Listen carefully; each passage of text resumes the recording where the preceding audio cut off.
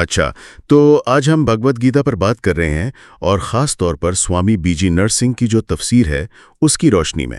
یہ وہ متن ہے جو زندگی کے آپ کہہ لیں بڑے سوالات پر رہنمائی دیتا ہے۔ جی بالکل، ہمارا ارادہ یہ ہے کہ اس تفسیر سے کچھ اہم نکات، کچھ تصورات نکالیں، خاص طور پر جو گوڑیہ ویشنو فلسفے اور بھکتی یوگ کے لیے اہم ہے۔ اور شروعات ہوتی ہے کروکشیتر سے۔ ارجن کی وہ کشمکش، اپنے ہی لوگوں سے لڑنا، وہ ہتھیار ڈال دیتا ہے اور کرشن سے رہنمائی مانگتا ہے۔ کافی گہری انسانی صورتحال ہے نا؟ جی، وہیں سے تو اصل گفتگو شروع ہوتی ہے، اور کرشنا سب سے پہلے بات کرتے ہیں شعور کی، آتما کی۔ سوامی نرسنگھ کی تفسیر میں یہ بات واضح ہے کہ جسم تو بدلتا رہتا ہے، بچپن، جوانی، بڑھاپا، جی، اور پھر موت، لیکن وہ جو اندر کا شعور ہے، آتما، وہ لافانی ہے، وہ ایک جسم سے دوسرے میں چلا جاتا ہے۔ اصل میں یہی ویدک حکمت کی بنیاد ہے۔ تو مطلب یہ جسم ایک طرح کا لباس ہوا؟ اچھا، پھر کرم یعنی عمل کے بارے میں کرشنا کیا کہتے ہیں؟ وہ کرم یوگا کا تصور دیتے ہیں، لیکن اس تفسیر کے مطابق یہ صرف بے لوث عمل نہیں ہے، بلکہ اپنے فرض کو نتیجے کی پرواہ کیے بغیر ایک خدمت سمجھ کر کرنا ہے، خاص طور پر کرشنا کے لیے۔ اچھا، صرف عمل چھوڑ دینا کمال نہیں ہے۔ دیکھیں، فطرت کے جو طریقے ہیں، گن، وہ تو ہمیں عمل پر مجبور کرتے ہی ہیں۔ اچھا، تو کرم یوگا یہاں بھکتی یعنی لگن اس سے جڑا ہوا ہے؟ یہ تو دلچسپ بات ہے۔ اور کرشنا اپنی ذات کے بارے میں کیا بتاتے ہیں؟ جی ہاں، کرم کو بھکتی سے جوڑنا یہاں بہت اہم ہے۔ پھر کرشنا اپنی الہی حیثیت بھی واضح کرتے ہیں۔ وہ کہتے ہیں کہ میں ازلی ہوں، لافانی ہوں۔ لیکن جب بھی دھرم یعنی نیکی کمزور ہوتی ہے اور ادھرم یعنی برائی بڑھتی ہے تو وہ اپنی طاقت سے ظاہر ہوتے ہیں۔ نیکوں کی حفاظت اور بروں کے خاتمے کے لیے؟ بالکل، اور یہ صرف کوئی پرانی کہانی نہیں، یہ ایک مسلسل الہی اصول ہے ایک طرح سے۔ صحیح، تو وہ ضرورت پڑنے پر مداخلت کرتے ہیں۔ اچھا، ایک عام انسان کے لیے پنڈت یا دانشمند شخص کون ہے پھر اس نظریے میں؟ تفسیر کہتی ہے پنڈت وہ ہے جس کا ہر عمل ذاتی خواہش سے پاک ہو، وہ اپنے اعمال کے نتائج کو علم کی آگ میں جلا دیتا ہے، مطلب ان سے لا تعلق ہو جاتا ہے۔ لا تعلقی۔ اور اہم بات یہ کہ وہ سب جانداروں کو برابر سمجھتا ہے، ایک ہی آتما کو سب میں دیکھتا ہے۔ اور روزمرہ زندگی میں یہ توازن کیسے لایا جائے؟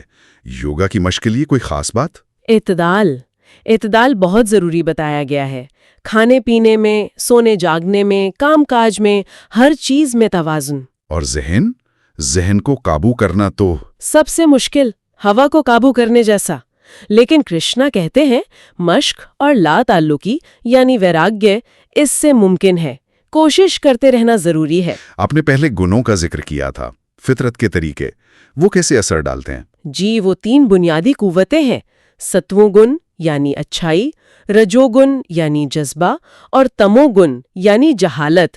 یہ ہر ایک پر اثر انداز ہوتی ہیں، باندھتی ہیں۔ اور خوراک پر بھی؟ جی، خوراک پر بھی۔ تفسیر بتاتی ہے ستو گن والے تازہ صحت بخش غذا پسند کرتے ہیں، رجو گن والے زیادہ مسالے دار یا کڑوی چیزیں، اور تمو گن والے باسی، بدبودار یا ناپاک سمجھی جانے والی غذائیں جیسے گوشت وغیرہ۔ تو خوراک کا بھی شعور پر اثر ہے؟ اچھا، اور جن لوگوں پر منفی خصوصیات غالب ہوں؟ اسور کہا آپ نے؟ جی، کرشنا انہیں اسور یا شیطانی فطرت والے کہتے ہیں۔ ان کی پہچان یہ بتائی گئی ہے کہ انہیں صحیح غلط کا علم نہیں ہوتا، ان میں پاکیزگی نہیں، سچائی نہیں۔ وہ نہ ختم ہونے والی ہوس، تکبر، غرور، ان چیزوں میں پھنسے رہتے ہیں۔